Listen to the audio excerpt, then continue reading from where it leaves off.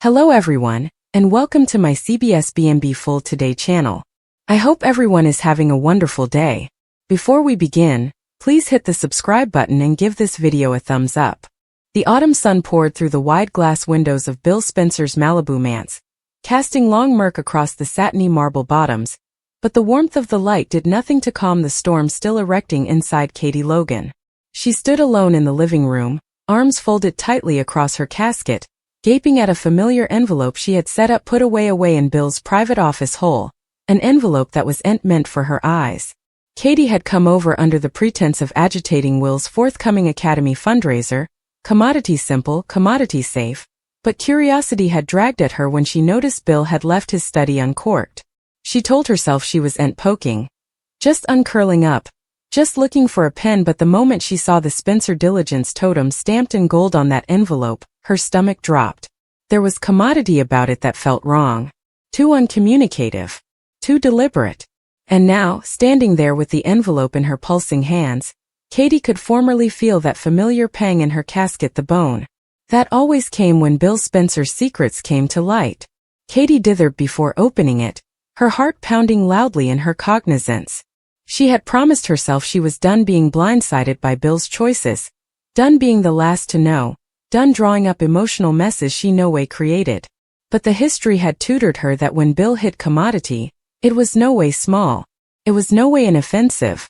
Taking a deep breath, Katie slit her cutlet under the seal and pulled out a neatly folded document.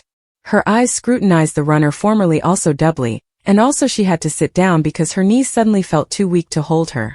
The document was a property transfer deed, perfected and inked, endoing a completely paid luxury estate in Beverly Hills to someone whose name made Katie's blood run cold wave. This was into business, mate. This was into charity. This was indeed one of Bill's sons. The gift was addressed to Papi Nozawa, with a trust fund attached bone. That included long-name fiscal security, education charges, and unborn living arrangements for a child. A child Bill had no way mentioned. A child Katie had no way heard about. A child whose actuality suddenly rewrote everything she allowed. She knew. At that exact moment Bill walked in, loosening his tie, his confident stride faltering when he saw Katie sitting there, pale and silent, the paper spread across the coffee table between them. One look at her face told him everything. "Katie," he began precisely, his voice surprisingly conservative. She looked up sluggishly, eyes shining with a blend of unbelief, hurt and fury that Bill had seen before but no way like this. "How long?" she asked still, her voice shaking despite her trouble to stay composed. Bill soughed, running a hand through his hair. "It's not what you suppose," he said, which only made Katie laugh plaintively. "That's funny," she snapped, standing suddenly, "because every time you say that, it's always worse." She held up the deed. "You bought a house. You set up a trust. You planned a future. And you didn't supposed to mention it to me. To Will. To anyone. So tell me, Bill, how long have you been living a double life?" Bill tried to explain, stumbling over his words as times of precisely guarded verity hovered to unmask out. He admitted that the gift was new, that it had been months in the timber, and that it was about love or treason in the way Katie assumed. "It's about responsibility," he claimed. "About doing the right thing." But Katie was buying it. "The right thing for who?" she demanded. "Because it sure was for your family." When Bill eventually admitted that the child named in the trust was conceivably his, conceived times ago during a brief, complicated chapter he claimed meant nothing, Katie felt like the air had been knocked out of her lungs. This was just another secret. This was a life-altering disclosure. A retired heritage. A child who could change the Spencer family ever. News of Katie's discovery didn't stay contained for long, because secrets no way do in Los Angeles. By evening, Brooke Logan was pacing the bottom at Forrester Creations after Katie tearfully confessed everything. Ridge heated in stupefied silence while Brooke oscillated between sympathy for her family and fury at Bill. "He no way learns," Brooke said angrily. "It's always power, control and damage left before." Ridge still looked thoughtful, formerly considering the counter-accusations. A retired child connected to Bill Spencer wasn't just particular, it was commercial. Family. Dangerous. Meanwhile at Il Giardino, Deacon Sharp eavesdropped whispers from an hand who had seen Bill with Poppy weeks before, and Sheila Carter, seated hard, leaned in with unmistakable interest. "Oh," Sheila muttered with a sly smile. "This just keeps getting better." The chaos escalated when Katie brazened Poppy herself at a quiet cafe, refusing to let Bill control the narrative any longer. Poppy tried to remain calm, averring she no way asked for the gift that Bill had claimed on guarding her child's future. But Katie wasn't there for polite explanations. "You let him lie," she said flatly. "You let him make a fantasy while the rest of us lived in the dark." Poppy's countenance cracked as she admitted the verity she had stressed most, that Bill wasn't just being generous. He was preparing for the possibility that the child would one day be revealed as his, that he wanted to be ready, that he wanted to claim responsibility without public destruction. Katie stood up, her hands shaking. "You do'n't prepare for family losers," she said. "You defuse them or they explode." And explode they did. When Will eavesdropped a tense discussion between Katie and Bill latterly that night, the pain on his son's face shattered Bill in ways no business loss ever could. "Do I not count?" Will asked still. "Was I not enough?" Bill tried to assure him, but the damage was formerly done. Across city, Liam learned the verity and brazened his father with times of resentment washing back to the face. "You no way suppose about who gets hurt," Liam said plaintively. "You just move pieces like we're all part of some game." Indeed, Wyatt, generally further forgiving, plotted to make sense of it all, torn between fidelity and disappointment. As the disclosure gurgled through every corner of the family, alliances shifted. Brooke prompted Katie to cover herself first. Ridge advised Bill that this secret could fracture everything he erected. Sheila watched from the sidelines, formerly conniving how to weaponize the verity. And Bill, for formerly, stood at the center of the storm with no power left to control it, forced to face the consequences of a gift meant to cover, now hanging to destroy everything he loved. In the end, Katie realized the most painful verity of all wasn't the secret itself but the consummation that trust, formerly broken this deeply, might no way be completely restored. And as Los Angeles braced for the fallout, one thing was certain: the Spencer family would no way be the same again. By the coming morning, Los Angeles felt like it was holding its breath. The kind of uneasy stillness that only came before a reproach exploded. Bill Spencer stood alone on the deck of his Malibu manse, gaping out at the Pacific, the swells crashing violently below as if mirroring the chaos inside him. For the first time in a long time, Bill didn't feel important. He felt exposed. Katie hadn't answered his calls. Will had left for academy without a word. And the silence was louder than any argument they'd ever had. Bill gripped his jaw, replaying Katie's expression over and over again, the look of treason that cut deeper than any business loss, deeper than captivity bars or boardroom accomplishments. This time he hadn't just crossed a line. He'd rewritten the family's foundation without their concurrence. At Forrester Creations, Katie arrived beforehand, hoping the familiar hum of work would undergird her jitters. But far and wide she turned, the walls sounded to echo with Bill's name. Brooke noticed incontinently that her family looked hollowed out, like she hadn't slept. "You can't carry this alone," Brooke said vocally, closing the office door behind them. Katie laughed plaintively. "Funny," she replied. "I've been carrying Bill's secrets for times. I just didn't know it." Brooke heated as Katie explained what hurt the most. Not the house, not the plutocrat, not indeed the possibility of another child, but the advised way Bill had planned it all. "He didn't just reply," Katie said. "He prepared. He anticipated fallout. Which means he knew how wrong it was." Brooke's face hardened. "Also this time," she said forcefully, "you do'n't cover him." Across city at Spencer Publications, Liam stormed into his father's office unannounced, slamming the door shut behind him. "How long?" he demanded, skipping any attempt at amenities. Bill looked up sluggishly, formerly exhausted. "You heard," Bill said. Liam scarfed. "Everyone's heard. You do'n't get to hide presently." He paced the room, wrathfulness radiating off him. "You spent times telling us family came first. That honesty signified. And now we find out you've been still erecting a future for someone differently." Sprat. Bill stood. "Conceivably my sprat," he corrected. Liam said. "You do'n't indeed know?" The unbelief in his voice was nearly worse than the wrathfulness. So we're all contributory damage for a perhaps? Bill opened his mouth but no defense came. There wasn't one that didn't sound selfish. Liam shook his head. You doan't get to decide who belongs in this family behind unrestricted doors. Meanwhile, Poppy Nozawa sat in her living room, gaping at her phone, knowing the calm wouldn't last. Her son Luna played still hard, ignorant that her entire world was shifting. Poppy had lived with this secret for times. Bill's plutocrat had made life easier, but the guilt had no way faded. She told herself she was guarding Luna, shielding her from chaos. But watching the news cautions flash across her phone, whispers of a Spencer reproach brewing, Poppy realized protection had turned into insulation. When Luna eventually looked up and asked, "Why are you sad, Mama?" Poppy swallowed hard. "Because occasionally," she said gently, "grown-ups make choices allowing their doing the right thing and still hurt people." That hurt arrived fleetly. Sheila Carter wasted no time. By noon, she had strategically accidentally blurted enough information to spark gossip columns and online enterprise. Sheila didn't need evidence, just curiosity. And Los Angeles was starving for reproach. By the autumn, captions screamed about a possible secret Spencer heir at law. At Il Giardino, Deacon brazened Sheila, his voice low and dangerous. "What did you do?" Sheila smiled sweetly. "I told the verity," she replied.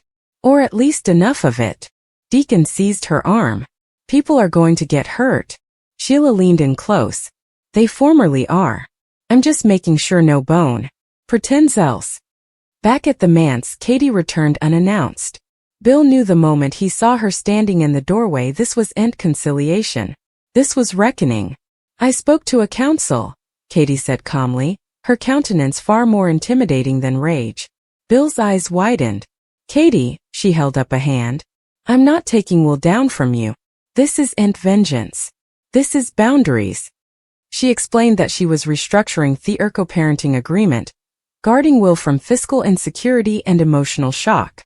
"You doan't get to surprise him with siblings," she said. "You doan't get to homogenize treason." Bill's voice broke. "I no way meant to hurt you." Katie's eyes filled with gashes. "And yet," she rumored, "you always do."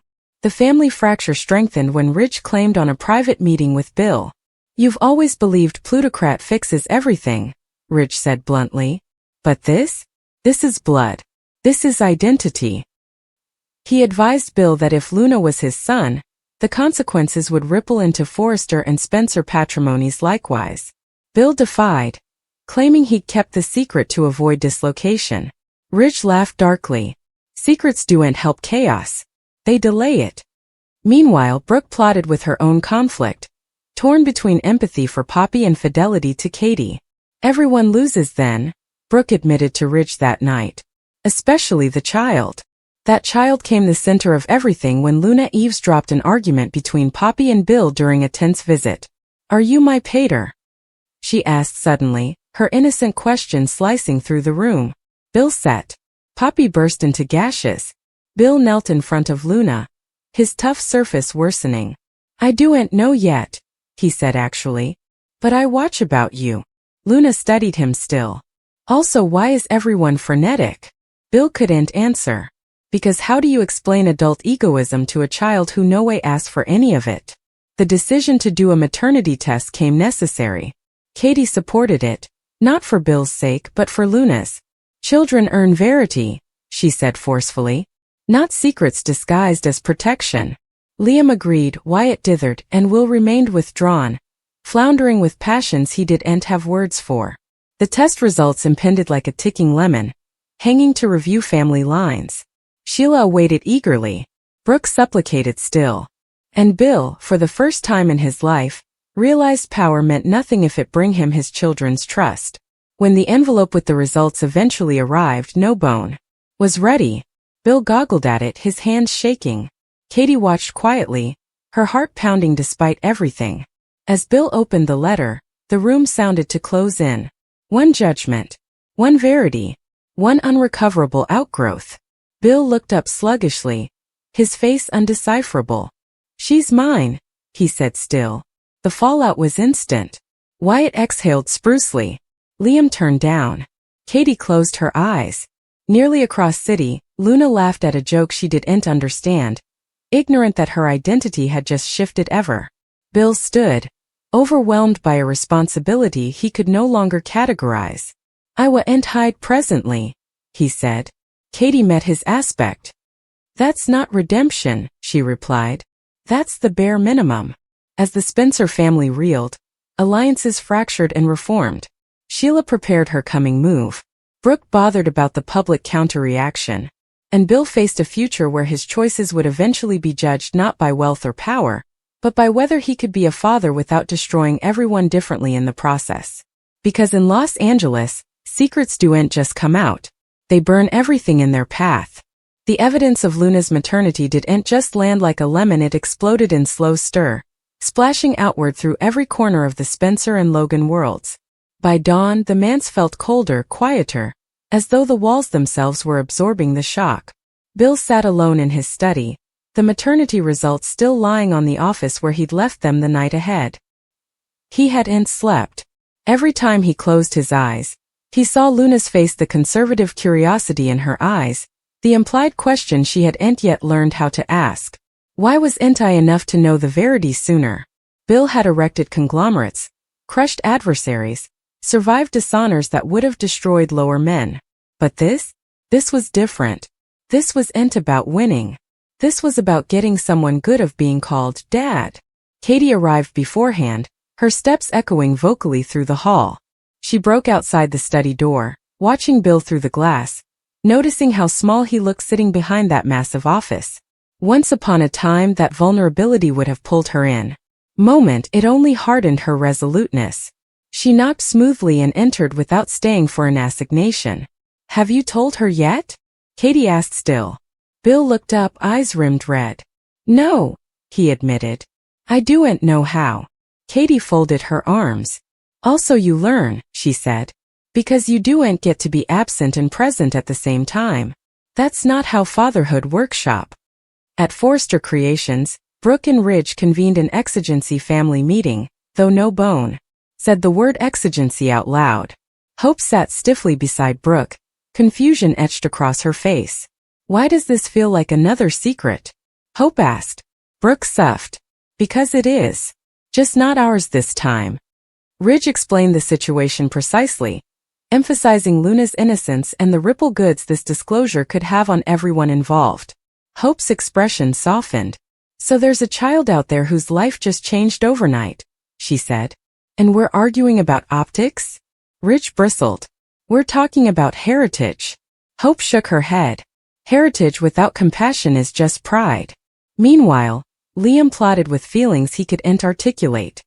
He sat alone in his apartment, gaping at old prints of himself as a child with Bill, moments of horse laugh, pride, and distance all wrapped together.